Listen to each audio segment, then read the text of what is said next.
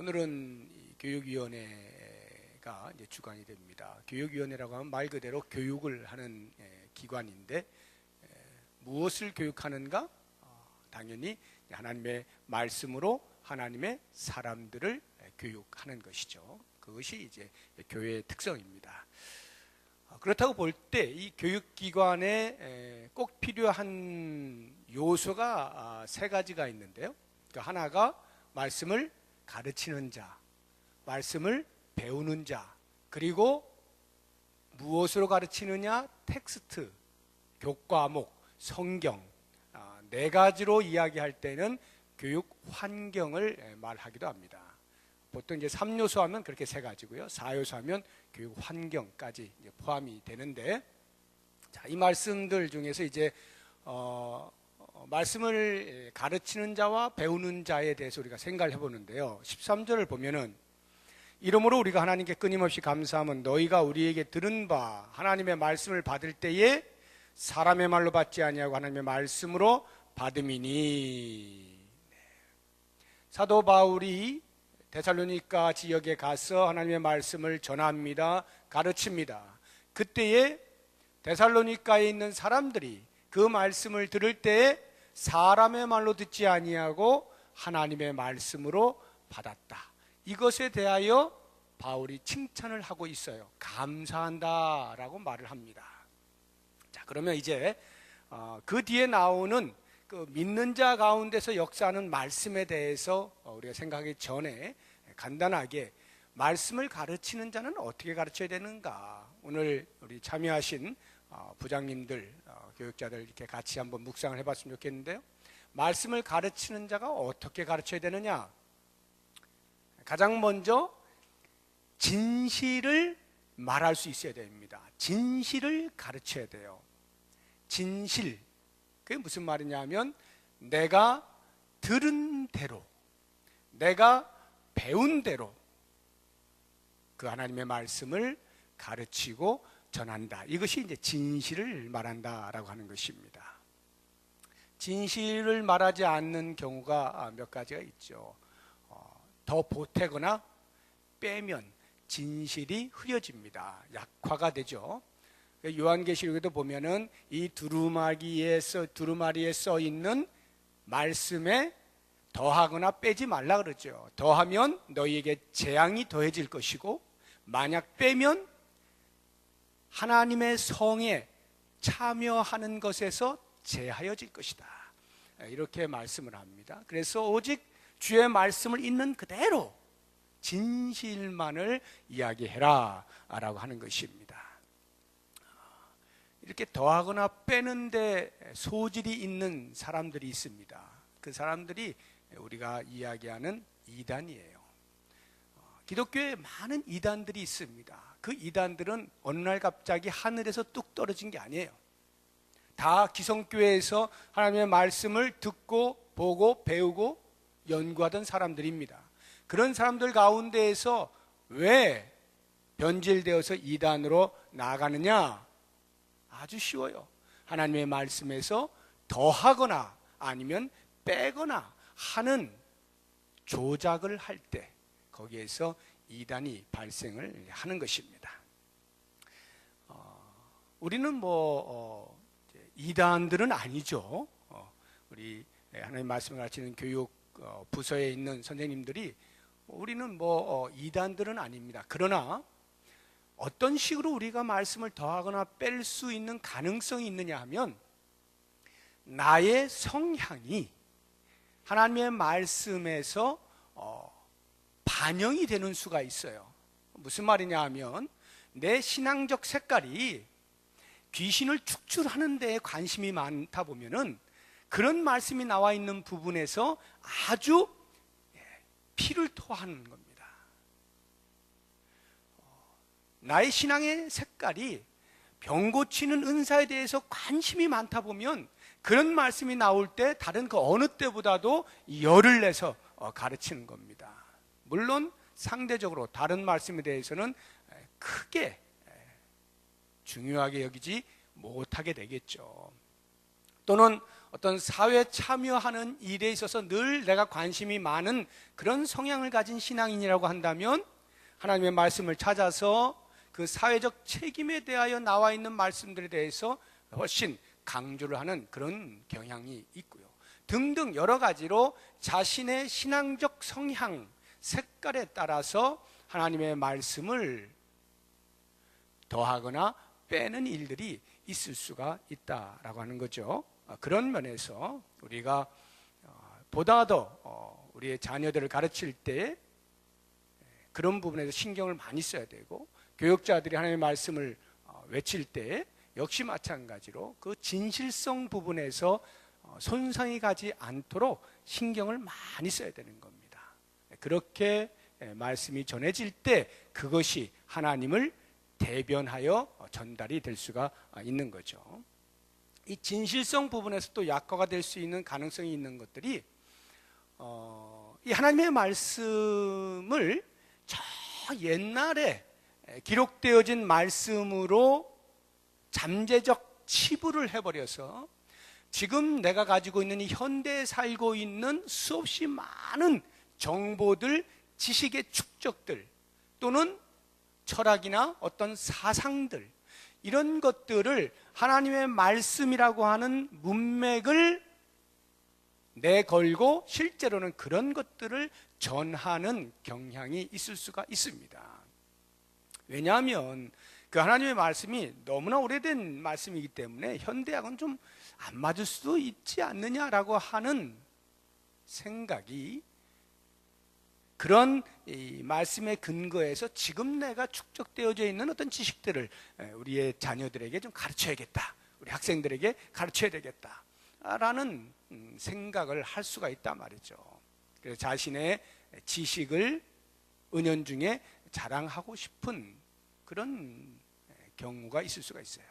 이런 것들이 진실성을 훼손하는 경우가 되는 것입니다. 우리가 보통 어떤 사건에 대해서 이렇게 본 사람을 증인이라고 이야기를 하잖아요. 그럼 증인이 법정에 서서 이렇게 선서를 합니다. 혹시 여러분 법정에 서보신 분 계세요? 저는 서본 적이 있어요. 외국에서. 그때 이제 외국이니까요. 이렇게 항상 거기는 이제 성경을 놓고, 성경을 한 손에 성경을 딱 놓고 한 손을 들고 선서를 합니다. 뭐 다른 것 길어요. 이렇게 쭉 이렇게 그 옆에 있는 사람이 그걸 따라하라 그러면은 이제 쭉 따라하게 돼 있는데, 그걸 요약해서 한마디로 제가 그 선서의 내용을 말씀을 드리면 Nothing but the truth, 이게 그 선서의 내용의 핵심이에요. Nothing but the truth, 오직 진실만을, 이거거든요. 오직 진실만을, 저는 오직 본 것만을 말하겠습니다. 제 생각을 집어넣지 않겠습니다, 이 뜻이에요. 증인은 오직 진실만을 말하는 사람이 증인이에요. 만약 그렇게 하지 않으면 위증죄로 범죄 행위가 되는 것입니다. 자, 이러한 그 증인으로서의 삶에 있어서 오직 진실만을이라고 하는 이것이 하나님의 말씀의 증인으로 부름받은 우리가 그 말씀에 오직 진실만을 알려주어야 하고 전달해야 되고 가르쳐야 하는 것이죠. 이게 말씀을 맡은 자의 자세입니다. 또 다른 하나가 있다면 진실성과 더불어서 확신성입니다. 확신성. 이건 뭐냐 하면요, 진실을 말해요. 진실을 말하는데 내 마음에 그것에 대한 확신이 별로 없어요. 그러면 말을 하긴 하는데 듣는 사람이 볼 때는 저 사람 이상하게 여겨지게 되는 겁니다. 예를 들어서 청와대 대변인이 나와서 대통령의 심중에 있는 것을 대신 말해 줄 때, 대변인이 당연히 뭐 써 있는 것을 읽긴 합니다만, 그걸 읽을 때 마치 나는 별로 동의하지는 않지만, 나는 뭐 그렇게 중요한 것 같지는 않긴 한데, 대통령이 말씀하라 하시니까 제가 하긴 하는데요. 이런 투로 만약에 말한다면 그 청와대 대변인이 말하는 것을 듣고 있는 국민 가운데 어느 누가 대통령께 저런 생각을 가지고 있구나 라는 생각을 하겠어요. 그 청와대가 우습게 보이지 않겠습니까? 대변인이 대변을 할 때 그 주인의 마음에 꼭 맞게 그 주인의 마음을 완전히 이해해서 그렇습니다, 맞습니다, 그것에 대한 가치와 중요성을 충분히 자기 자신이 먼저 확신을 한 후에야 대변을 할 때 그 대변되어지는 말이 힘이 있게 되는 것 아니겠어요? 우리가 하나님의 말씀을 가르친다 라고 할 때 내가 자신이 없어요? 내가 확신이 없어요? 내가 경험을 못 해봤어요? 의의 말씀을? 그렇게 되면 아무리 말씀을 가르친다 한들 듣는 사람에게는 요만큼의 영향력도 못 미치는 거예요. 왠지 말이 자신이 없고 의심스럽고 별로 중요하다라고 여기지도 못하고 확신이 없다 보니까 열정도 안 생기고 그냥 어쩔 수 없이 의무감에 의무방어전을 하듯이 그렇게 해버린다고 하면 그 하나님의 말씀이 어떻게 되겠느냐라고 하는 것입니다.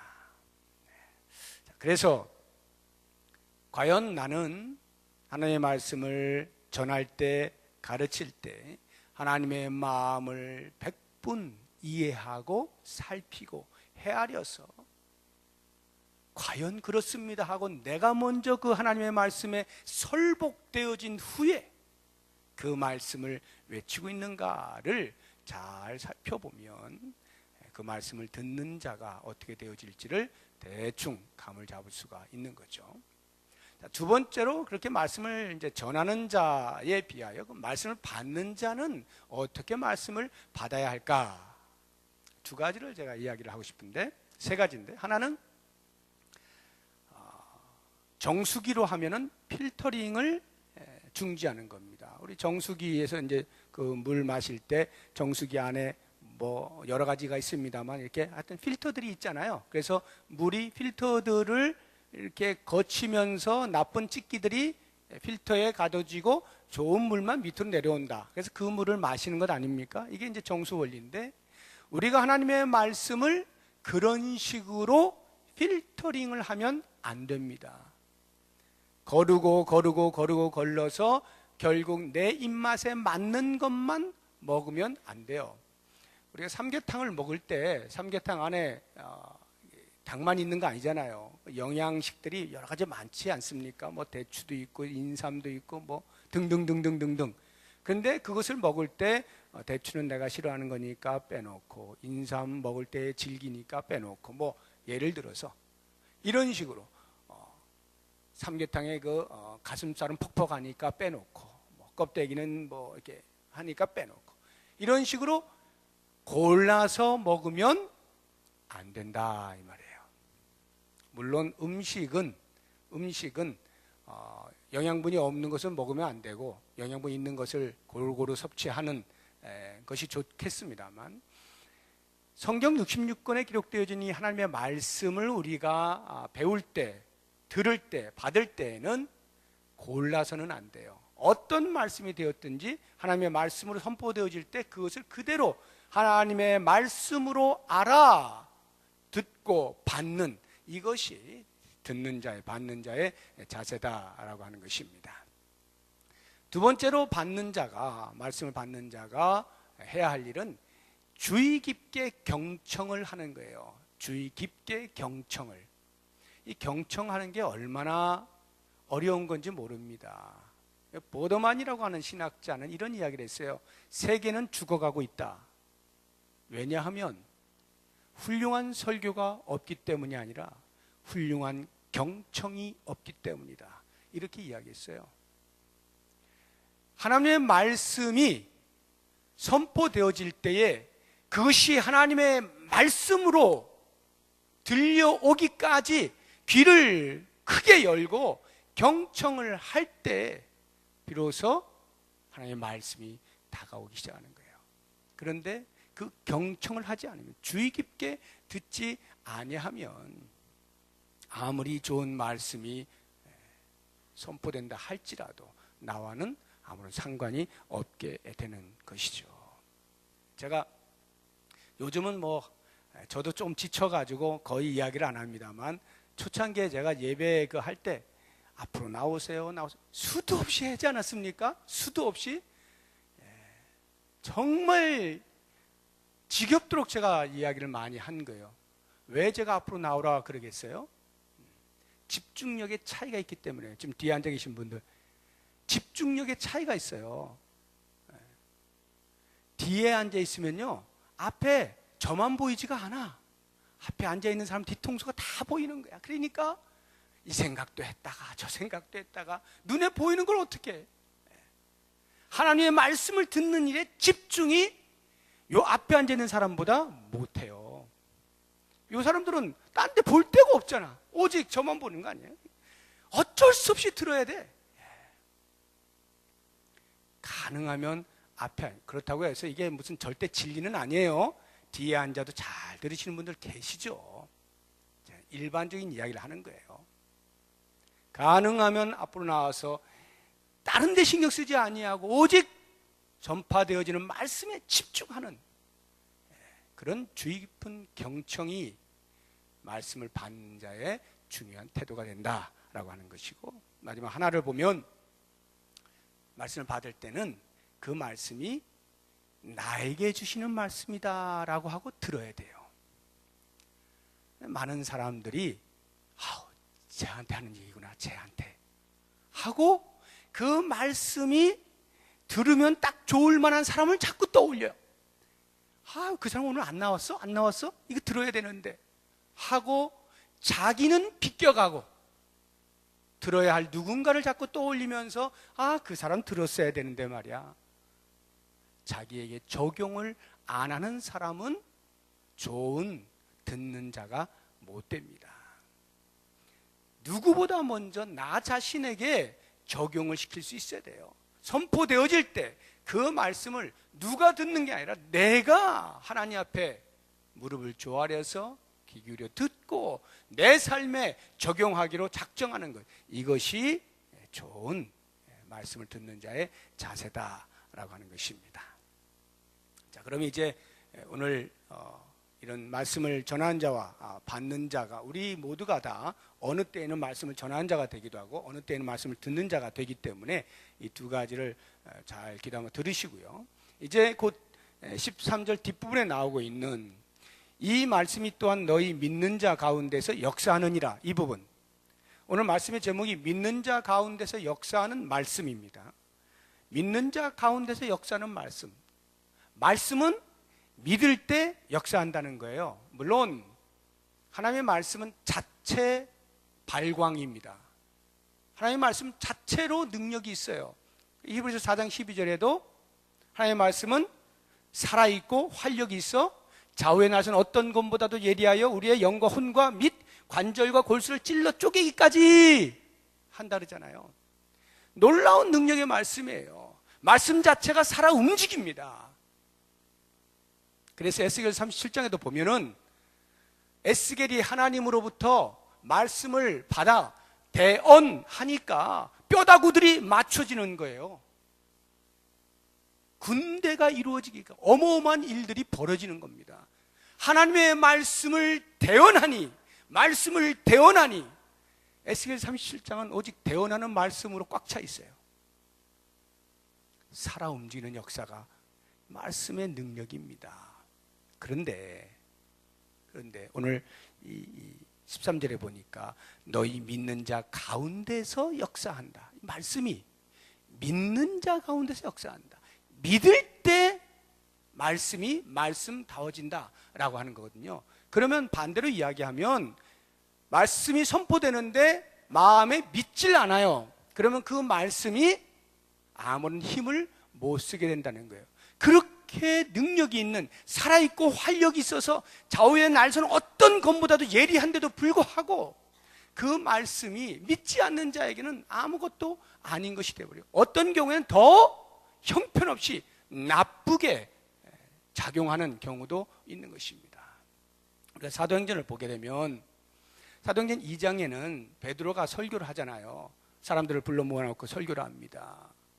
복음을 전합니다. 너희가 죽인 예수 그리스도를 하나님이 다시 살리셨다 외쳤을 때 그 말을 듣고 있던 사람들이 찔렸어요. 양심이 움직인 거예요.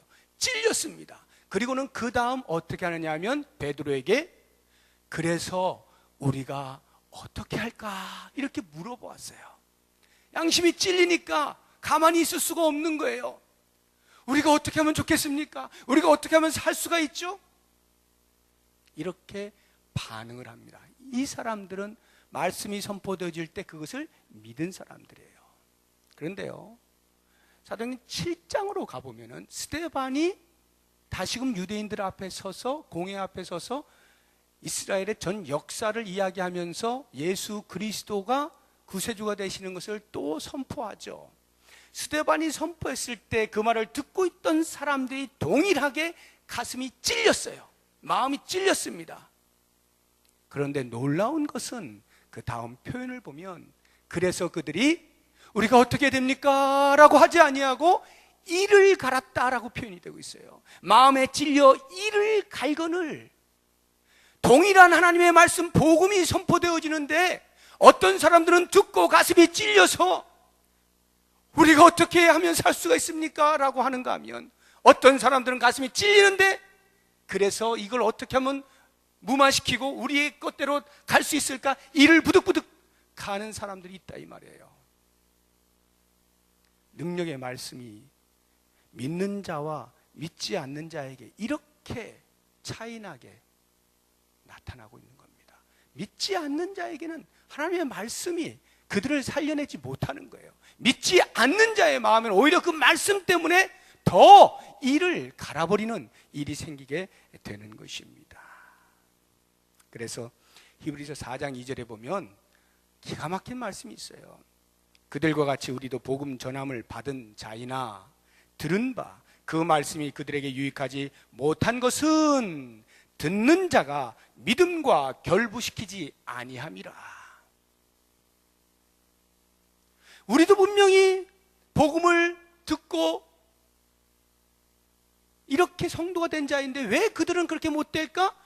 말하고 있는 거예요. 왜 그 말씀이 유익하지 못하게 되었을까? 그 말씀을 믿음과 결부시키지 않으니까 말씀이 말씀되지 못하더라 하는 것입니다. 그렇다고 한다면 여러분, 우리가 믿음으로 받아들여요. 하나님의 말씀이 선포될 때 그 말씀을 믿음으로 받아들입니다. 그러면 우리들에게 어떠한 변화들이 나타날까요? 그 하나님의 말씀이 어떤 식으로 능력이 되어 우리의 삶을 이끌고 갈까요? 가장 먼저는 죄를 발견하게 되는 겁니다. 내가 얼마나 흉악한 죄인인가라고 하는 것이 깨달아지는 거예요. 그러면서 그 앞에 꼬꾸라지는 거죠. 회개하는 일이 가장 먼저 일어나게 됩니다. 그리고는 지금까지는 이 땅이 내 모든 관심의 대상이었는데 그때로부터 이 땅이 아닌 저 세상에 대하여, 천국에 대하여, 하나님의 나라에 대하여 관심을 가지게 되고 그 하나님 나라의 왕 되신 여호와 하나님에 대하여 관심을 갖게 되는 거예요. 그래서 그 하나님을 사랑하고 그 하나님을 섬기고 그 하나님의 말씀을 듣고 순종하고자 하는 일들이 일어나게 되는 것입니다. 내가 예수를 믿고 지금 성도로 살아가는데 이런 현상이 벌어지지 아니하면 지금 나는 말씀을 들을 때 믿음으로 반응하고 있지 않는 것입니다. 믿음으로 받아들이는 자에게는 반드시 우리의 관심사가 바뀌게 되어 있고요, 우리의 왕 되신 여호와 하나님을 사랑하고 섬기도록 되어 있어요. 그리고 한 걸음 더 나아가서 그 하나님이 우리에게 부탁하신 이 땅에서 내 이웃을 내 몸과 같이 사랑하는 이 일에, 그리고 많은 사람들에게 선한 일을 베푸는 일에 관심을 가지게 되어 있고요. 지금 제가 성도로 살아가면서 다른 사람이 어떻게 살든 전혀 신경이 안 쓰입니까? 말씀은 듣고 있지만 믿음으로 반응하는 게 아니에요. 내겐 지금 믿음이 거의 사라졌다고 보시면 됩니다. 다른 사람이 어떻게 사는 거에 대해서 관심이 없습니까? 돌아보셔야 됩니다. 믿음으로 우리가 말씀을 받아들이게 될 때 그 말씀은 반드시 작용을 하게 되어 있어요. 그래서 우리로 하여금 나 아닌 다른 사람에 대하여 관심을 갖게 만들어 주는 겁니다. 그래서 우리는 우리의 주머니에서 꺼내서 베풀기도 하는 거고요. 저 사람이 어떻게 하면 믿음 생활 잘할 수 있을까? 저 사람이 어려운 부분을 어떻게 하면 해결할 수 있을까에 대하여 끊임없이 관심을 가지게 되는 거예요. 이것은 내가 선해서, 내가 원래 착해서, 내가 원래 긍휼의 마음이 많아서가 아니라 하나님의 말씀이 각양 선포되어질 때 그 말씀에 대하여 믿음으로 반응하는 순간에 일어나게 되는 현상들이다라고 하는 것입니다. 마지막으로 결론으로 이사야의 절규를 제가 하나 소개하는데 53장 이사야서 53장 1절에 보면 이렇게 나와 있어요. 우리가 전한 것을 누가 믿었느냐? 여호와의 팔이 누구에게 나타났냐? 여러분은 이 말씀이 어떤 의미로 생각이 드십니까? 우리가 전한 것을 누가 믿었느냐? 여호와의 팔이 누구에게 나타났느냐? 이사야가 피를 토하면서 하나님의 말씀을 대변합니다. 그런데 너희들 가운데서 과연 누가 믿었더냐? 아무도 믿지 아니하면서 여호와의 전능의 팔이 나타나기를 기다린다는 것이 말이 되느냐 이거예요. 하나님의 말씀을 듣고도 믿지 않는 사람이 여호와의 전능의 팔을 기다린다? 있을 수 없는 일이라는 거죠. 그렇습니다. 하나님의 말씀이 우리 가운데서 어떻게 역사할 수 있을까? 믿음입니다. 믿음으로 그 말씀을 받아들일 때 드디어 우리의 삶에서 그 말씀이 어떻게 우리를 이끌어가는지를 보게 되는 거죠. 모쪼록 원하기는 오늘 특별히 우리 교육위원회 주간인데 교사된 내가 먼저 이렇게 하나님의 말씀에 대하여 믿음으로 받으실 그릇을 준비하시고 우리의 자녀들을 가르칠 때 그런 아이들로 가르치시면 우리 교회가 또 이 땅에 하나님의 나라가 왕성하게 확장되어질 수 있지 않을까 생각하면서 말씀을 붙잡고 기도하는 복된 시간이 되시기를 바랍니다. 이제 이 시간에 우리 같이 기도를 하겠는데요. 기도하기 전